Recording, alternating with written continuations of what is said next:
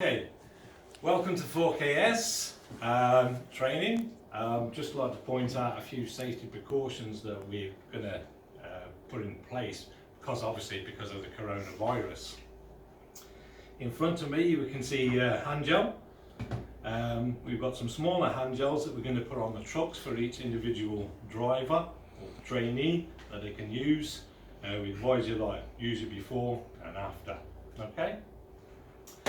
We've got rolls, we've got gloves that we can use as well. We could also mention that obviously we're doing the training, but we need to keep a little bit of a distance away from one another, you know, about maybe 2 meters, right? Just so we don't get the full contact, right? Obviously we know about handshaking. If you do pass, we're going to say well done, I think, rather than shaking hands. Keep the contact as least as possible.